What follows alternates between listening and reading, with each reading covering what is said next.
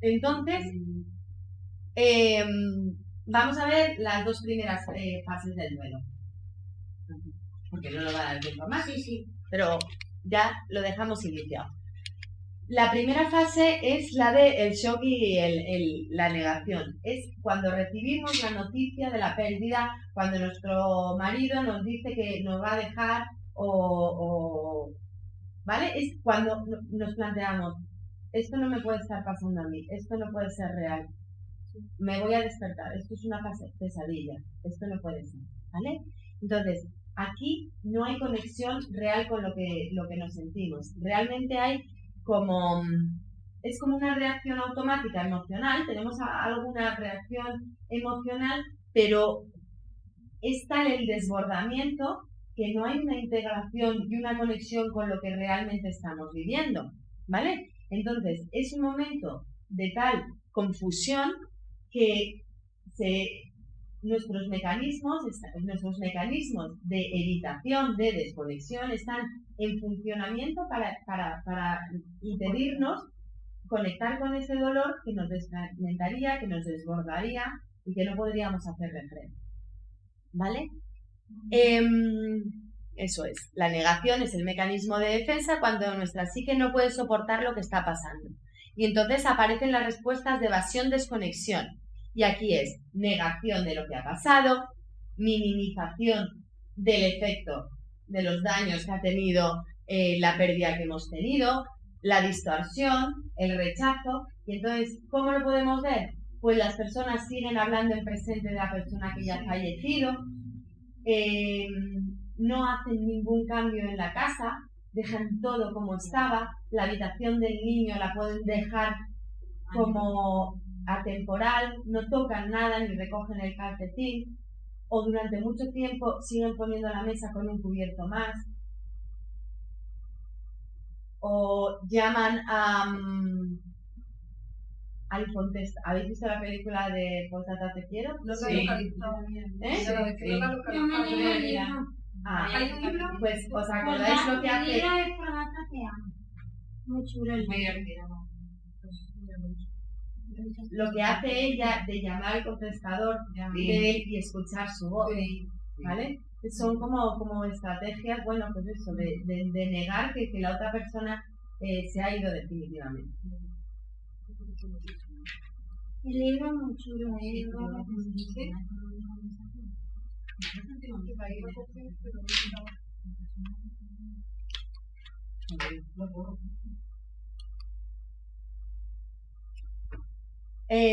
Después de esta fase, la fase del shock negación la he pasado tan rápido porque es la que hemos estado viendo. Esa es la que dura un mes, ¿no? Dura un mes. ¿O no hay un tiempo? A ver, no hay un tiempo. Aproximadamente puede durar entre 3 y 4 semanas. O sea, que no estás en aturdimiento y en no tienes muchísima confusión mental y vas funcionando un poco automáticamente, ¿vale? Pero sin estar conectado. Pero poco a poco vas a ir conectando con la pérdida real y entonces van a empezar a salir las emociones. Las emociones las he puesto primero la rabia, luego la culpa, luego la tristeza, pero no tienen ese orden. O sea, pueden ir apareciendo y va a aparecer rabia y al día siguiente mezcladas y entonces aparece la amargura y tal. Entonces, aquí ya se acepta la pérdida y aparece la rabia. La rabia porque la vida no es justa, la rabia porque hemos perdido a la persona, porque se nos ha destrozado nuestro plan de vida, por todo lo que pudimos haber hecho por esa persona, por todo lo que nos quedó pendiente por hacer, por los culpables, ¿vale? Por los que no lo evitaron. Hay personas que buscan un culpable, que pueden expresar su rabia, y hay otras personas que no se lo permiten, y entonces intentan racionalizar las cosas, aceptar las cosas, pero eso es un error, porque no estamos en la fase del perdón ni del entendimiento, estamos en la fase de la rabia, y entonces es preferible una rabia mal expresada contra el médico de podrías haberle salvado, aunque sea injusto, que te comas la rabia y la dirijas hacia ti misma. Y peor, que no puedes hacerlo con nada. ¿Perdona? Y peor, que luego no puedas hacer nada. ¿Que no puedas hacer nada de qué? ¿De expresar la rabia? No, de ir contra este médico. Ay, no lo entiendo, no. Imagínate, has dicho Sí. Que es mejor expresar la rabia, aunque sea irracional. O sea, la rabia hay que buscar la manera, a lo mejor no puedes expresarla directamente con el culpable de la situación en un atentado. Se nos ha olvidado. Hay un tipo de duelo también muy delicado, que es el de los atentados y el del terrorismo. Y es complicado, y el de una muerte violenta. Sí. Pero el de la muerte violenta lo que te crea es muchísima incredulidad, muchísima injusticia y muchísimo sentimiento de miedo, porque tu supervivencia, o sea, han matado a alguien que quieres y entonces tú ya no te sientes seguro. Pero cuando encima es por un acto terrorista, se une el hecho de que hay ciertas personas que están justificando la muerte de tu ser querido. Entonces hay muchas personas, sobre todo institucionalmente, que te van a apoyar tu dolor, pero otras personas están justificando que hayan matado a tu madre. Y además, en cada atentado terrorista se reabre tu herida, porque vuelve a ocurrir y vuelves a revivir todo lo que ha pasado. Entonces es muy complicado, y la rabia que hay en estos momentos, en estos tipos de duelo, es enorme. Y además, ¿contra quién? Aquí ¿contra quién expresas tu rabia? Contra los terroristas, pero si no les conoces, no es alguien físico. Un asesino que no. Entonces, por eso los juicios dan como un poco de paz a la familia, porque dices, bueno, dentro de mi sistema de creencias está compensado. Han matado, pero tiene mi castigo. Tiene castigo. Sí, tiene su castigo, tiene su consecuencia, y puedo volver a creer que el mundo es un poquito justo, ¿vale? Y necesitamos eso. Aunque da igual, nada, no es justo de ninguna manera, aunque pase el resto de su vida en la cárcel. Pero entonces, modos de expresar la rabia. ¿Os acordáis lo que os conté del módulo de análisis transaccional del BATE? También está la inteligencia emocional. En inteligencia emocional también. La revista, nadar con las lo de la suela. A ver, lo repito para vosotras, ¿cómo estáis? Ay, es que estoy todo el rato, análisis transaccional y no es esta. Por eso digo en transaccional. Sí, Si es estuve, pero a mí me suelta, me estaba no, viendo loca, digo, pues sí que estoy despista. No, es de esta. Es de esta, porque ya transaccional. Digo, digo, soy transaccional, así que estuve. Pero digo, bueno, pues es sí que me viene bien. Expresar la rabia gritando. Irte al campo o a un lugar abierto donde no puedas ser escuchado y te puedas sentir libre y gritar con todas tus fuerzas. Coger una toalla y retorcerla. Escribirte el motivo de tu rabia en las suelas de los zapatos y salir a correr. Y no parar hasta que se borre. Y en cada pisada es ser muy consciente de lo que quieres liberar, ¿vale? Coger un bloque de revistas así y rayar el papel. Escribir una carta expresando todo tu odio y tu sed de venganza y quemarla. No la guardéis. Cojines. Pegar con cojines. Con el colchón. Con una raqueta de tenis sobre el colchón de la cama. Con un bate sobre algo mullido, que no te vaya a rebotar el bate para no hacerte daño, y expresar con sonidos, con gritos. ¿Qué más? Cavar un hoyo en la tierra y echar tus sentimientos en ella. Escribir una carta de Sí. Nadar de forma energética, y también te puedes escribir aquí. Lo que siempre digo, no lo escribáis con Eddie, porque por mucho que nadéis, no se borra. Vale. Y sale de la piscina y te Y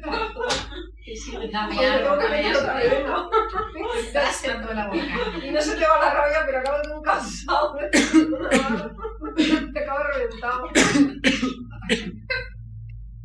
Romper platos. Romper platos. Sí, pero eso ya tiene un gasto económico, ¿eh? Bueno, pero O sea, hay varias que merecen la pena. Si a ti no te Los importa chinos saben romper algo. platos, pero sí, también es una manera muy Joder. potente de expresar la rabia.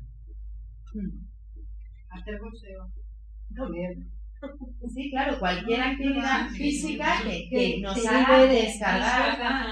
descargar físicamente. ¿Vale?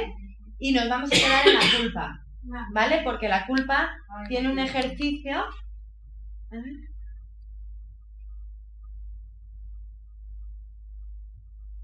No tiene un ejercicio.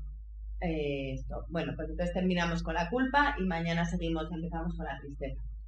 Entonces, la culpa es todos los pensamientos de todo lo que pudimos haber hecho y no hicimos, de si podíamos haberlo evitado, si podíamos haber expresado, aparecen todos los asuntos inconclusos que hemos tenido con esta persona y muchas veces el enfado es con la persona que se ha ido antes de tiempo, que se ha suicidado y nos ha dejado solos, que nos ha abandonado por otra persona, pero a veces no podemos expresarlo contra ellos, y entonces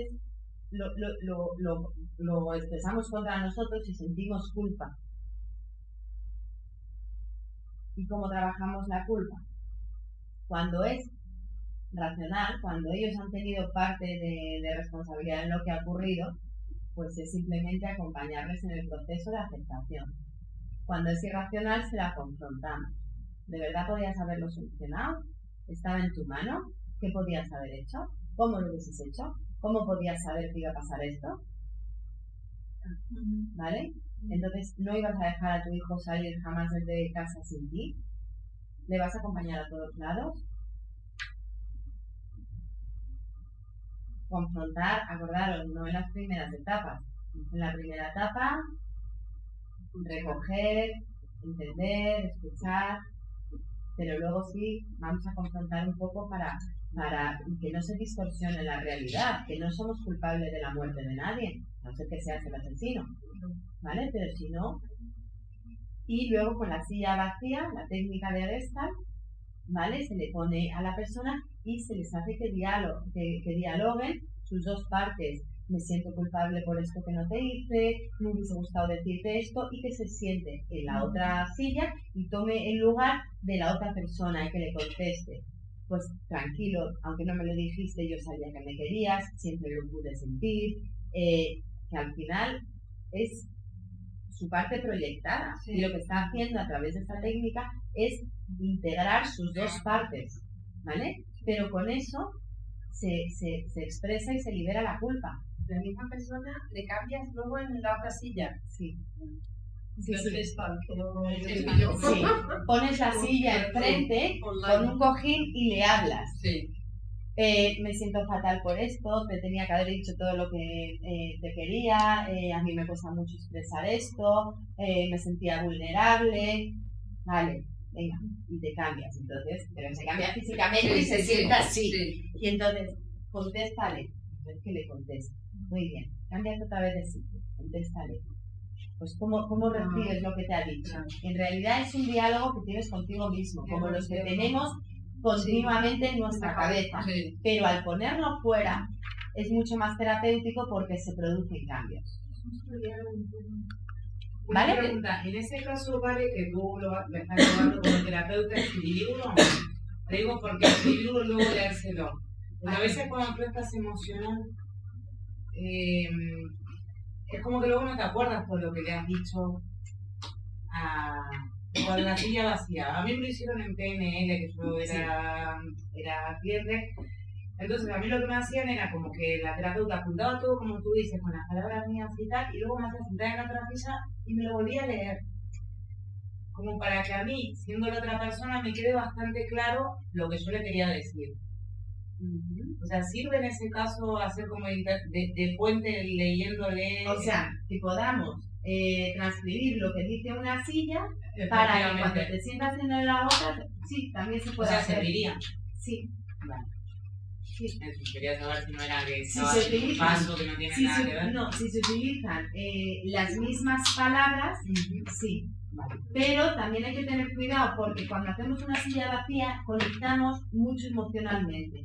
Y si metemos un elemento que pueda romper esa conexión emocional, nos hemos cargado la dinámica. Que sería la palabra. Bueno, que sería la palabra en este caso del terapeuta. Claro, si tú, por ejemplo, estás metida y estás llorando y estás expresando y te cambias metida en tu emoción y contestas y tal, estás en la misma dinámica, estás contestando desde tus dos partes. Si tú contestas no sé qué, te cambias y de pronto alguien que ya no eres tú te saca y te lee, dependiendo de la persona, hay personas que por supuesto que les puede ayudar muchísimo porque van a escuchar desde fuera sus propios pensamientos, pero a otras les puede desconectar de lo emocional. ¿Vale? Depende. Si estamos trabajando con alguien mental y ha conseguido conectar, no me le saques con lo escrito. Okay. Porque ya estaba. Okay. Entonces, el miedo sobre todo se refiere a que nos vamos a enfrentar a una vida a la que nunca nos hemos enfrentado. La persona que se ha ido deja un vacío y entonces te tienes que enfrentar a cosas que antes se encargaba él, que encima es en un momento de tu vida donde no tienes los recursos ni la energía y no te ves suficientemente fuerte. En este momento es cuando se dan las conductas que veíamos ayer, de buscar a la persona, de llamarla, llorar desesperadamente, tener muy baja energía, mucha apatía, los problemas de insomnio. Y entonces en este momento ya sí podemos ir enseñándoles FP para que puedan ir regulando y no sientan el miedo a desbordarse. También podéis utilizar meditaciones guiadas.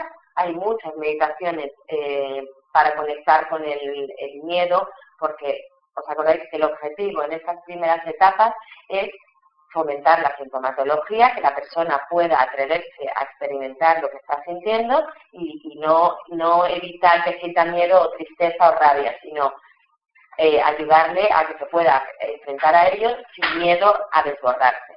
Entonces, si siente miedo, poderle a través de la meditación guiada y del pensamiento, el que se imagine cómo es ese miedo, de qué está hecho, dónde lo siente, y simplemente que se ponga en contacto y que lo deje ir.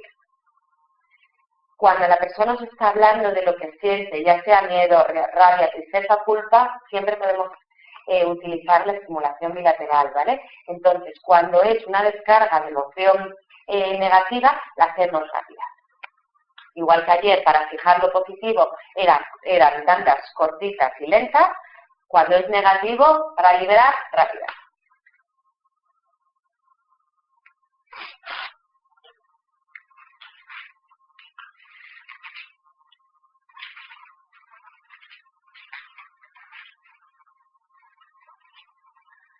Vale, la tristeza es la emoción con la que todos asociamos el duelo, pero no es de las primeras que van a aparecer en este proceso. Se acepta, aunque bueno, culturalmente tampoco es que se acepte muy bien en la expresión de las emociones negativas. Las cosas ya van cambiando, en hombres por educación se acepta menos que en mujeres. Y cuando vienen a terapia lo que tenemos que ayudarles es a que puedan expresar toda la tristeza que tienen dentro. Acordaros que popularmente se piensa, o sea, hay mucha prisa por acelerar el duelo. Entonces no se entiende que un duelo puede durar 2 años y no es patológico, sino que es el proceso normal.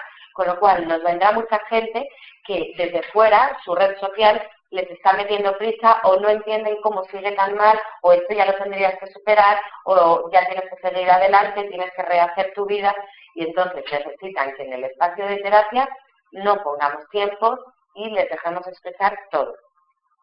A medida que vayamos avanzando por las etapas, a veces los terapeutas tienen miedo de rascar un poquito por si vuelven a salir. Por ejemplo, ya parece que la persona está en la fase de aceptación, de aceptar la pérdida y tal, y da miedo a ver si me va a salir un poquito de rabia o de tristeza y parece que vuelvo atrás.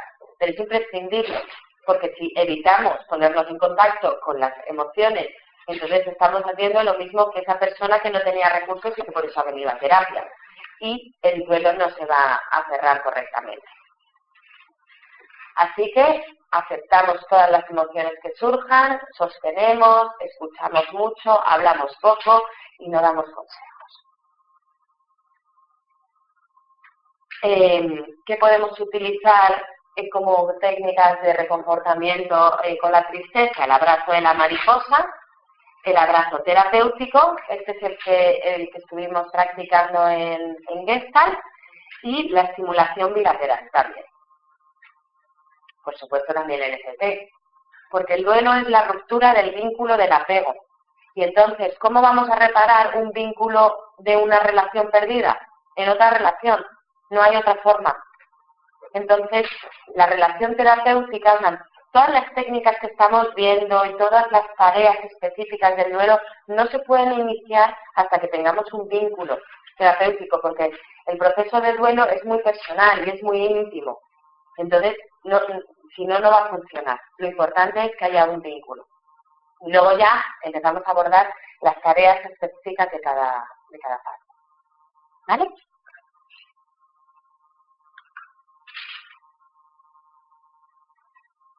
La aceptación. Después de toda la expresión emocional, cuando las emociones están un poco más atenuadas, hay una sensación como de calma y como de paz, y entonces podemos aceptar el alcance y la magnitud de la pérdida. No es todavía una fase feliz, ni fácil, pero por lo menos hay un poquito más de calma y no tanto sufrimiento emocional como había en las anteriores fases.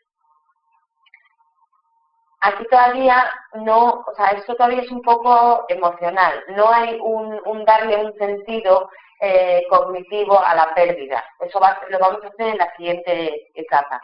Entonces, aquí ya podemos introducir las técnicas un poco más cognitivas.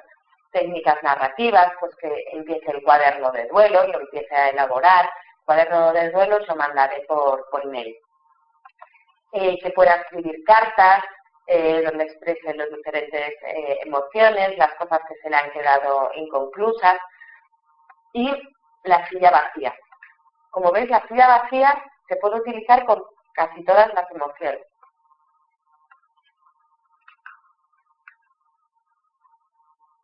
Después vendría el perdón. El perdón a uno mismo aceptando que cada uno en las relaciones hacemos lo mejor que podemos y pudiendo cerrar todos los aspectos que se hayan quedado inconclusos en esa relación que se ha terminado. El perdón implica renunciar a la victimización de ¿y ahora qué hago yo? Pobre de mí, ¿cómo me has dejado sola? ¿Cómo voy a afrontar eso? Entonces, perdonar a la persona que se ha ido. Todo esto muy a nivel inconsciente.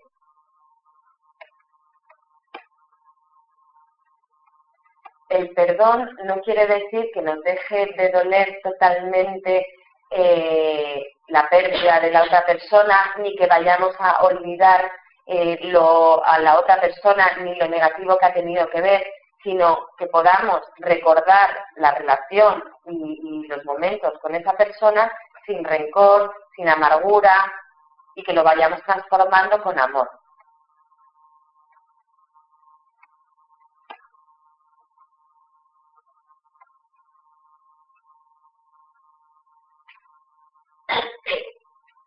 Entonces, en este momento sería el final del cuaderno del duelo, donde se escriben cartas de despedida. Cartas de despedida, cartas de agradecimiento, y ayuda mucho a hacer algún trabajo simbólico. Entonces, os he propuesto la meditación del globo, pero puede ser un globo, puede ser un pájaro, puede ser una mariposa, puede ser lo que a vosotras os surja. Entonces, le vais guiando en que se imagine estando en una superficie abierta, en un parque, con un globo atado en la muñeca. Y entonces, que vaya haciendo un repaso con vuestra ayuda de los aspectos que le costaban elaborar de esa relación, y que en el punto en el que hacemos ya esta meditación tienen que estar elaborados en terapia.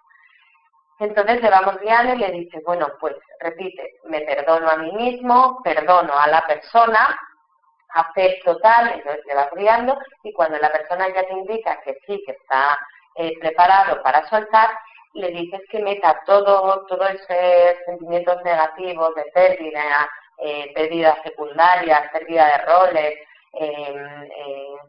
bueno, todo lo inconcluso en el globo de helio, suelte la cuerda y suba y se vaya imaginando como. Entonces es el momento en el que dicen perdón y dicen adiós y dejan y permiten que la persona se vaya realmente.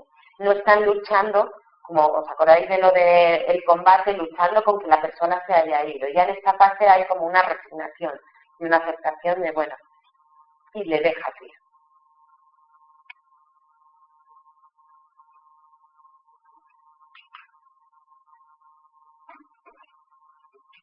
Perdón y gratitud, yo os lo he ido dividiendo en muchas, pero realmente casi todas estas van bastante unidas, ¿no? Una vez que has perdonado y que te has vaciado como de todo lo negativo, queda en fin un espacio mucho más grande para poderlo llenar ya de cosas positivas, de esa energía que te va a volver a hacer disfrutar de la vida, y poder guardar con nosotros el recuerdo y la imagen ya no idealizada del principio del proceso de duelo, sino la imagen de todo lo que la persona que se ha ido nos aportó. En casos de divorcios y de separación, esta fase es muy importante, porque cuando alguien se muere es más fácil hacer la gratitud, porque parece que cuando alguien fallece nos cuesta más ver lo negativo de esa persona y tal, pero cuando estamos haciendo duelos de procesos de separación o de divorcio, cuesta mucho conectar con las cosas buenas que también esa relación nos aportó. Pero es muy importante para poder cerrar de verdad, porque si no te puedes quedar un poco en la aceptación, pero con resentimiento o con cierta amargura. Entonces, esta fase es muy bonita porque la persona va elaborando y va dándole el significado a la relación perdida que implicó y que implicó en su vida y qué significado le voy a dar de ahora en adelante. Y en los nuevos horizontes estamos ya cerrando el proceso de duelo. Se ha dado una reestructuración cognitiva. Nos hemos cuestionado nuestros valores, nuestras creencias, nuestras prioridades. Probablemente las amistades hayan podido cambiar, porque la persona empieza a enfocar la vida y a valorar la vida de otra manera. Y aquí ya sí que se conecta con la energía y con las esperanzas de empezar como una nueva vida.